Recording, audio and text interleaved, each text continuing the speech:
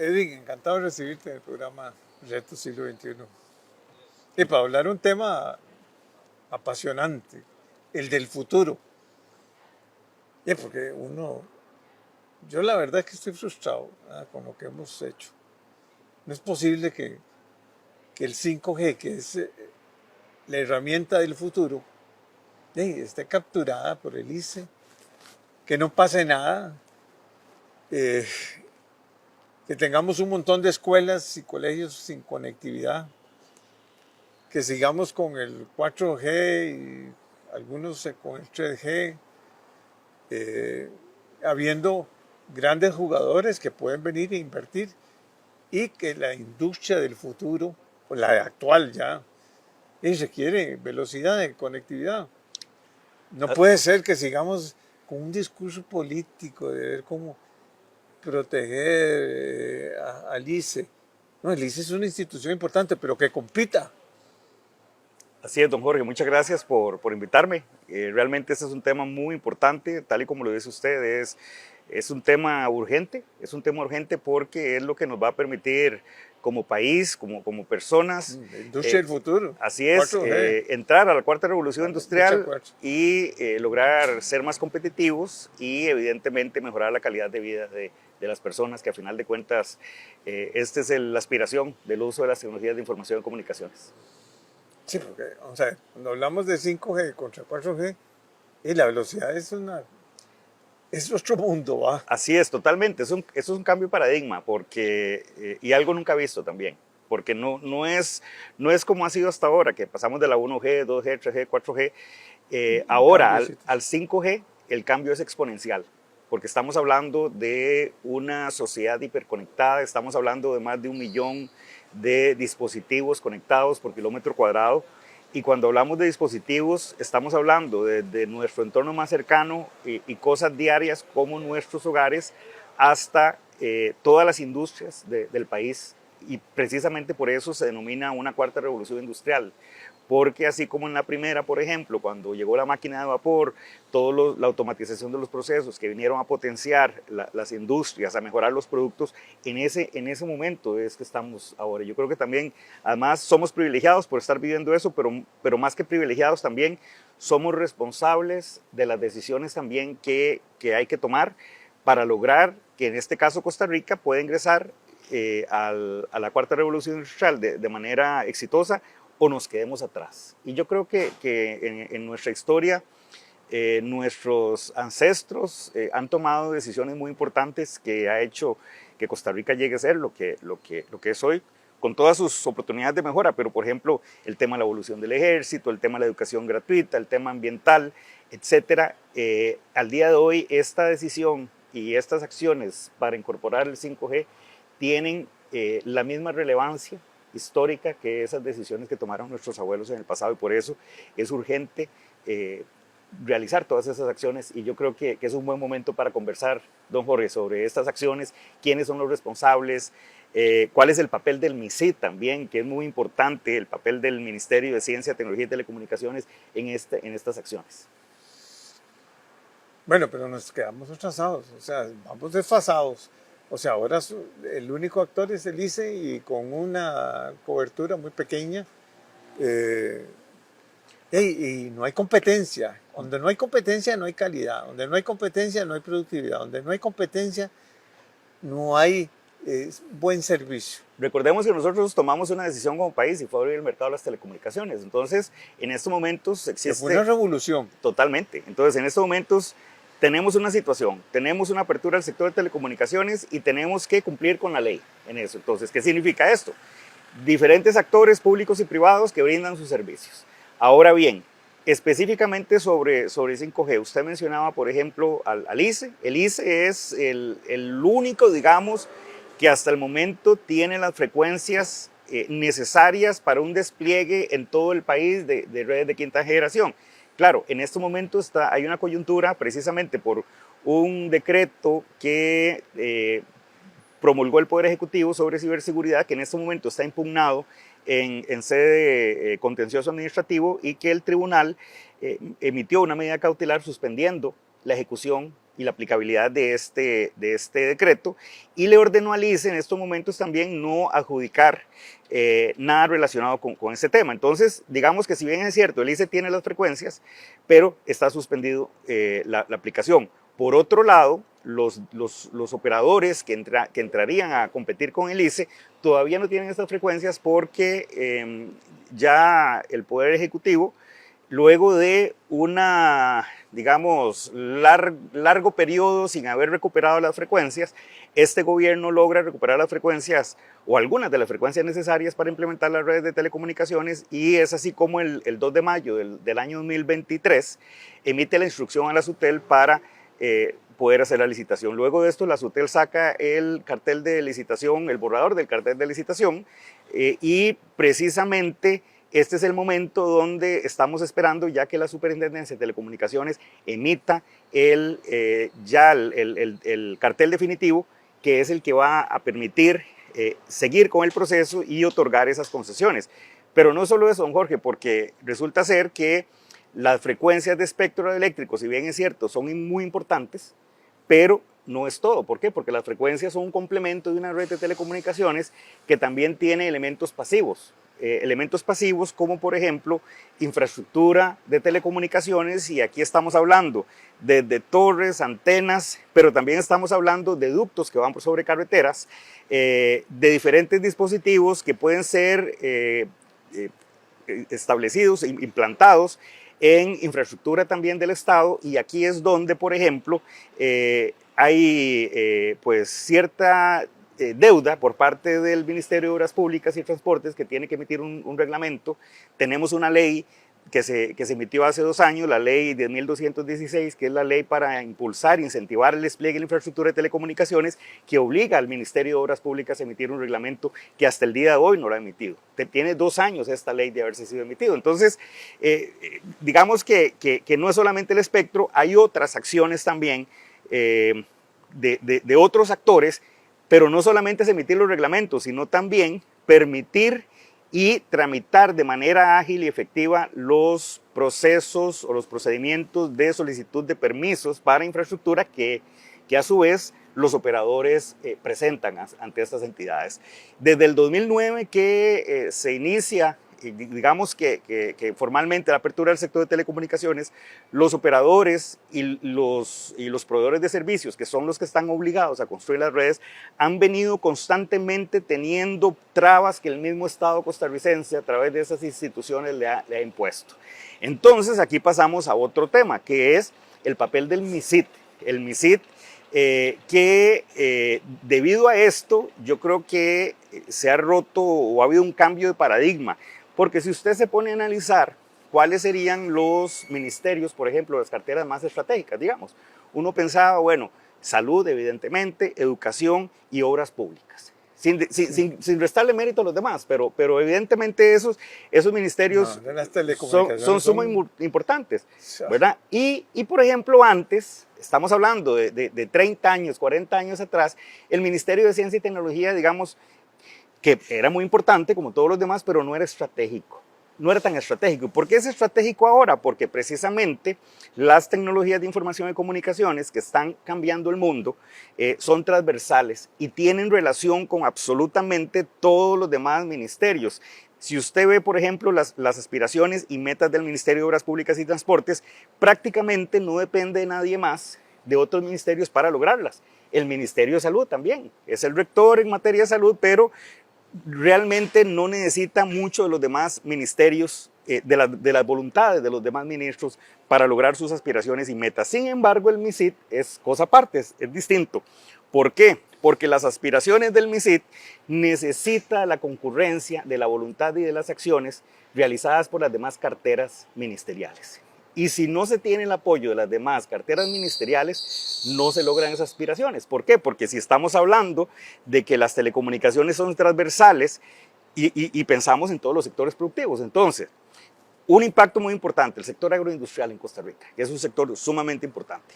Ok, necesitamos entonces, para lograr que el sector agroindustrial incorpore dentro de sus procesos productivos todas las ventajas, la digitalización, todo ese conocimiento, realmente necesita entonces el MISID para lograr esas metas, necesita de la colaboración del Ministerio de Agricultura y Ganadería.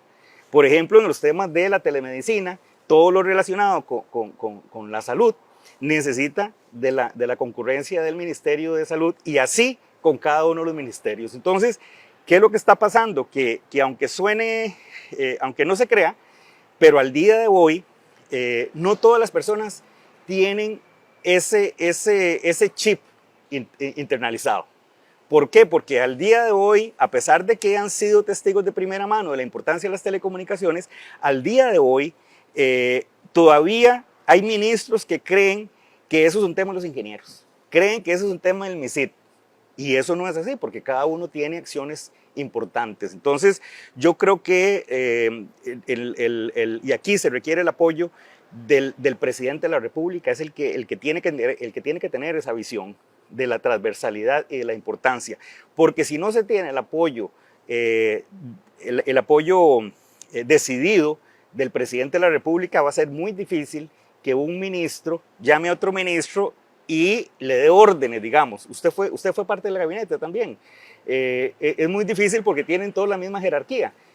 Entonces eso es algo que hay que hacer, porque si eso no se logra plasmar, no solamente en la política pública, sino en el quehacer diario y en esa operativización de ese principio de coordinación, que es un principio constitucional entre las instituciones del Estado, nosotros vamos a ir atrás en esa carrera de la quinta generación, porque ahora usted hablaba, nosotros estamos atrasados. Sí, estamos atrasados. Ya hay países en América Latina que ya tienen redes 5G o al menos ya tienen licitado el espectro radioeléctrico. Y son países que, si hablamos de 20 años atrás, nosotros les llevamos una ventaja en los indicadores económicos y los indicadores sociales. Y al día de hoy estamos perdiendo esa competitividad. Y hablo de países... Esa oportunidad. Bueno, como Perú y países como República Dominicana y países como Guatemala. Entonces nosotros no podemos darnos ese lujo y por eso yo, don Jorge, hago esa reflexión de la responsabilidad de esta generación de tomar esas decisiones, porque es una obligación con Costa Rica y para, digamos, de alguna manera honrar las decisiones que las personas que las tomaron sobre los temas que hablamos, las tomaron en su momento, ¿verdad? Porque estamos en un momento crítico. Bueno, pero vamos a ver. Ahora tenemos un presidente que si algo lo caracteriza es que puede tomar decisiones fuertes, ¿verdad? Esas son algunas de las ventajas que tiene nuestro presidente.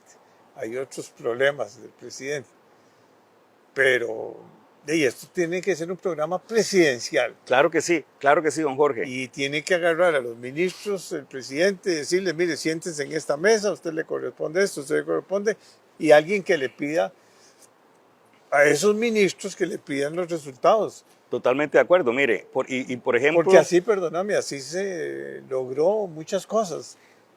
Totalmente de acuerdo, y por eso yo resalto el logro de esta administración de haber recuperado el espectro radioeléctrico, porque el presidente, digamos que fue contundente en la necesidad de esa recuperación, y por eso se recuperó. Y si ustedes, por ejemplo, analizan mis aseveraciones cuando yo salí del gobierno pasado, y me refería específicamente al tema de la recuperación de espectro para 5G, yo decía, mire, para recuperar esto se requiere voluntad y liderazgo del presidente. Si eso no se logra, es por una de dos, o porque el presidente no quiere, no tiene voluntad, o porque no tiene liderazgo. Pero un presidente con liderazgo y voluntad lo puede hacer, y este presidente de la República, don Rodrigo Chávez, demostró que tenía ese liderazgo y esa capacidad para recuperar esas frecuencias. Tal vez discutiendo cosas que no son tan relevantes, digamos. Y debiera estar concentrado en esta gran misión. Es una misión importantísima. Claro, ¿no? que sí. Igual que la concesión de obra pública. Sí, claro. Y así como le digo, entonces, por ejemplo, bueno, ya recuperamos las frecuencias, pero vamos a ver, este gobierno tiene una deuda y estamos hablando, don Jorge, que es el reglamento del Ministerio de Obras Públicas y Transportes. Sí, que no, ¿Cómo es posible que no implementen? ¿Cómo es posible que ni siquiera han emitido el borrador para consulta? Y ojo, yo le cuento que ya es un borrador que existe, porque es un borrador que quedó hecho. Y vamos a ver, el tema del MOB no es solamente en esta administración, es en las administraciones anteriores también. Y yo, siendo viceministro, fui muy contundente, muy vehemente con el Ministerio de Obras Públicas y Transportes para lograr esto. Y bueno, en el momento no tuve necesariamente el apoyo del presidente para que el MOB sacara, porque ¿quién era yo para irle a decir al ministro del MOB y ordenarle que emitiera el decreto? Era un viceministro y de otra cartera. Entonces, eso. Pero hay algo muy importante también, don Jorge, que es, porque aquí estamos hablando de la puesta a disposición de los servicios, pero también necesitamos una demanda de los servicios, porque las redes de telecomunicaciones no son un fin en sí mismo, porque nosotros podemos tener una red de quinta generación que sea robusta, escalable, que permita el ingreso, aquel ingreso exponencial de datos que se trasiegan por la red y que cada día va a aumentar. Nosotros no hacemos nada hacemos con una red si nadie la va a usar. Entonces, por eso también hay que hacer otras acciones a partir de la política pública para lograr ese aprovechamiento de la red y lograr las aspiraciones de mejorar. Yo creo que las empresas multinacionales, la industria nacional, la educación, la salud, todo va a requerir esto. O sea, Claro. La inteligencia artificial. ¿Para qué hablar de inteligencia artificial si no tenés velocidad? Claro, viera que sí, porque precisamente cuando usted me habla de estas aplicaciones, inteligencia artificial, Big Data, Internet de las Cosas, son aplicaciones que utilizan mucho ancho de banda y que además, imagínese usted que todo va a estar digitalizado, evidentemente entonces se requieren unas redes con estas características. Entonces vamos... El mismo ministerio... Claro. El mismo ministerio, perdóname, de Hacienda, que es que es una de las más importantes. Claro. Para recaudar fondos, para que no haya evasión. Si tenés una posibilidad de montar todas las herramientas que permite la tecnología, vas a tener otra cosa. Es que cualquier ejemplo que usted ponga, don Jorge, es válido, porque como dijimos al inicio, es transversal y es general. Entonces, sí, efectivamente usted me está hablando de un tema sumamente fundamental, que es el gobierno, digámosle que gobierno electrónico, y hablemos de todas las... Gobierno digital. Gobierno digital, gobierno electrónico, sí. Como uno de las aplicaciones importantes, porque aquí estamos hablando, vea, ya hablamos de infraestructura de telecomunicación. Entonces, pensemos que ya lo de la infraestructura sigue adelante, pero pasémonos desde el lado de la demanda. Entonces, tenemos que preparar a las personas para que tengan las habilidades digitales necesarias para el uso productivo, seguro y responsable de las TIC. Entonces, es una preparación y una capacitación constante, porque no solamente de cómo usarlos, de cómo utilizar esas nuevas aplicaciones, sino, por ejemplo, en el tema de ciberseguridad, que el tema de ciberseguridad también es importantísimo, porque en el momento en que, o conforme vayamos utilizando más las telecomunicaciones, más o aumenta el peligro o la amenaza de un ciberataque, con las consecuencias que eso puede traer. Y como todo va a estar conectado, desde un puerto, un aeropuerto, un hospital, sufrimos el tema de los ciberataques. Vimos cómo la Caja Costarricense del Seguro Social, los hospitales tuvieron un impacto negativo, donde tuvieron que posponer, suspender cirugías, en detrimento de los intereses públicos y de los intereses de los enfermos, que es un tema muy delicado también. Es un ejemplo, pero imaginémonos que tengamos una hidroeléctrica o cualquier infraestructura crítica que usted se pueda imaginar conectada, la tengamos digitalizada y venga un ciberataque y la pare. Entonces, el tema de ciberseguridad... O la torre de control del aeropuerto. Bueno, la torre de control del aeropuerto. Ya no va a ser un zorro como se murió la vez pasada, se murió un zorro ahí, yo creo que fue una rata y tuvieron que suspender las operaciones por un día, por una rata que se había muerto y había mal olor, pero va a ser algo muy crítico y muy peligroso y muy grave para un país, porque puede ir en detrimento de la estabilidad. Ahora acabamos de ver, hay un cambio que hubo de software. Claro. Donde paralizaron un montón de aeropuertos. Sí, claro. Entonces el tema de ciberseguridad es sumamente importante y entonces esa inversión en creación de habilidades digitales para el uso productivo, para ciberseguridad, que tiene que ser constante y que tiene que ser a todo nivel, eso requiere liderazgo, requiere visión, requiere recursos y requiere constancia también para que eso se pueda lograr. ¿Por qué? Porque los ciberdelincuentes no están cruzados de brazos. Ellos cada día perfeccionan más sus estrategias para vulnerar las redes de telecomunicaciones. Y ojo, aquí no estamos hablando, cuando hablamos de ciberseguridad, no solamente hablamos de dinero, hablamos de datos.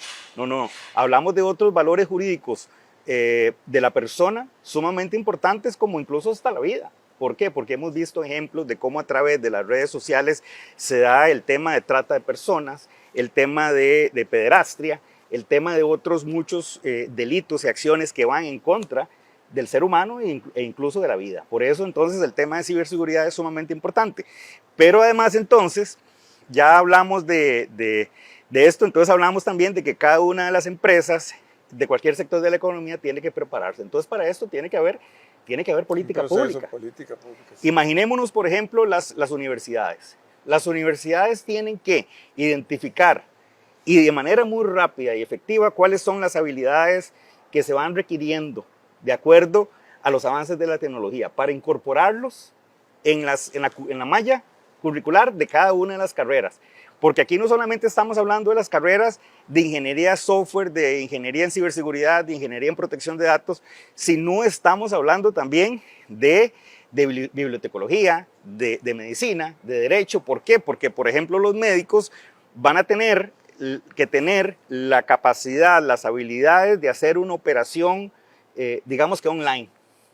Y vimos el tema también, por ejemplo, de la pandemia. ¿Qué pasó en la pandemia? Bueno, los educadores tuvieron que irse para la casa, los alumnos tuvieron que irse para la casa, empezaron a darse clases virtuales. ¿Y qué pasó? Muchos de los educadores, y lamentablemente fueron los principales del sector público, no tenían las herramientas pedagógicas para enseñar a través de una pantalla. Entonces, vea cómo es así entonces que las facultades de educación de las universidades tienen que identificar esas habilidades e incorporarlas en la malla curricular.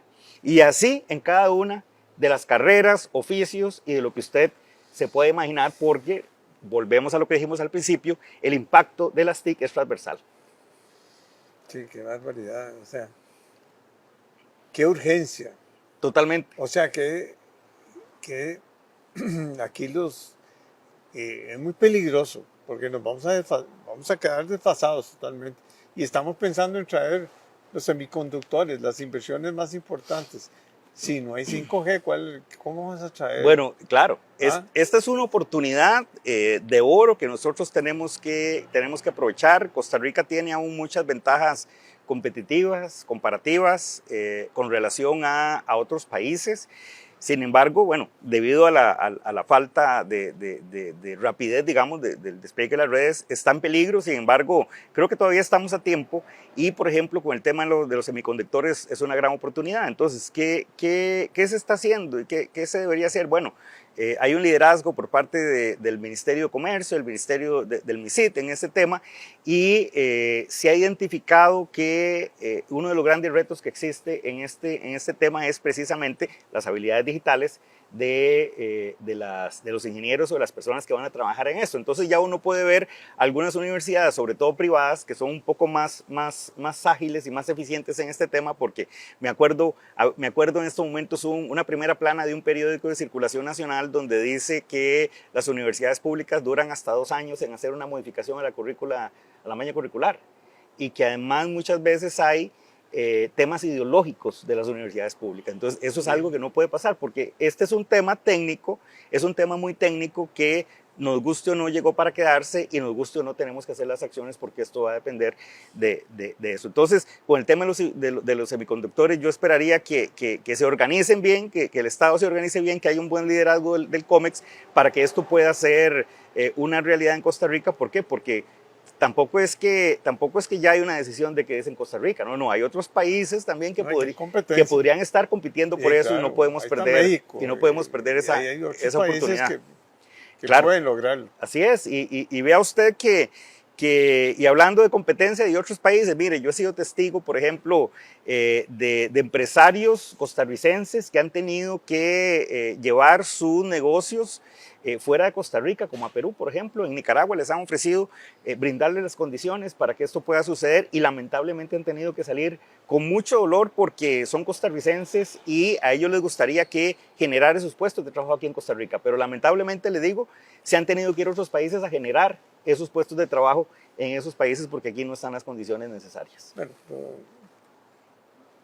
así como yo critico algunas cosas del presidente, yo creo que en esto el liderazgo del presidente puede ser importante. Totalmente. Y que el ministro del MISID tome las decisiones y que haga esa coordinación.